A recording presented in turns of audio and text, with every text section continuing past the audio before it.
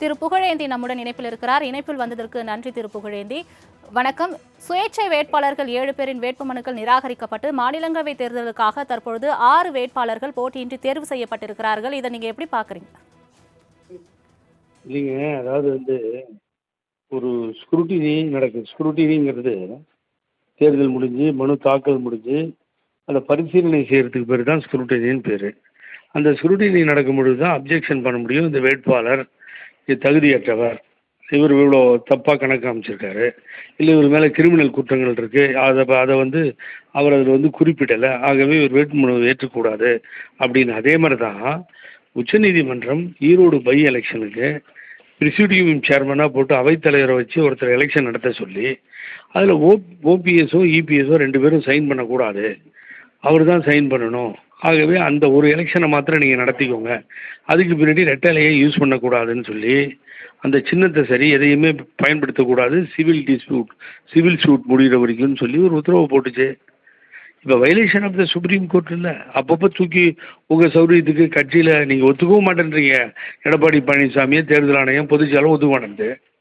அப்புறம் எலெக்ஷன் வர நேரத்திலலாம் அக்செப்ட் பண்ணிட்டு போனால் காலையில் ஸ்க்ரூட்டினி டைமில் அப்ஜெக்ஷன் பண்ணுறதுக்கு நான் வந்திருக்கேன், மிஸ்டர் சூரியமூர்த்தி வந்திருக்காரு, மற்றவங்க வந்திருக்காங்க, என்னோடய கவுன்சில்ஸ் வந்திருக்காங்க, ஒரு 8 பேர். அப்போ உள்ளே விட்டு அதை அலோவ் பண்ணுறது இல்லைன்னா என்னங்க டெமோக்ரஸி இது? இதுக்கு ஐஏஎஸ் படிச்சுட்டு வராங்க இவங்க? எனக்கு ஒன்றும் புரிய மாட்டேங்குது எனக்கு.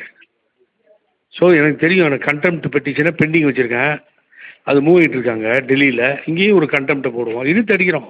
இது இன்வேலிட் எலெக்ஷன். இந்த தேர்தல் திராவிட முன்னேற்ற கழகத்தை பொறுத்தவரை அங்கே இன்டர்னல் ப்ராப்ளம் கிடையாது, அவங்க தகராறு இல்லை.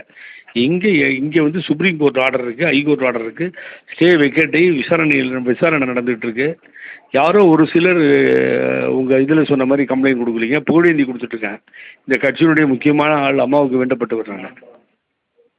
அப்படி இருக்கும் பொழுது அப்படி பண்ணால் என்ன பண்ணுறது? ஆகவே இது சரியான முறையாக நடைபெற்ற தேர்தலாக தெரியவில்லை. ஆகவே இதை எதிர்த்து வழக்கு மன்றத்திற்கு செல்வோம். இது இந்த தேர்தல் செல்லாது என்பதை எலெக்ஷன் பெட்டிஷன் போடலாம், அந்த பெட்டிஷனும் இதுக்கு அப்ளிகபிள் ஆகும். ஆகவே வில் சி த எண்ட். ஆகவே தேர்தல் நடைபெற்ற முறை சரியில்லை.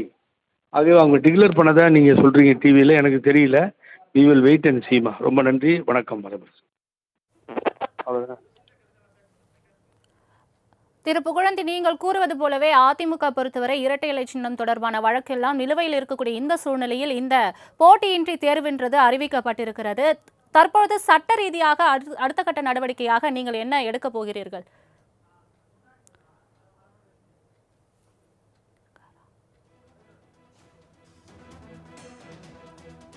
இணைப்பில் பல்வேறு தகவல்களை பகிர்ந்ததுக்காக நன்றி திரு புகழேந்தி.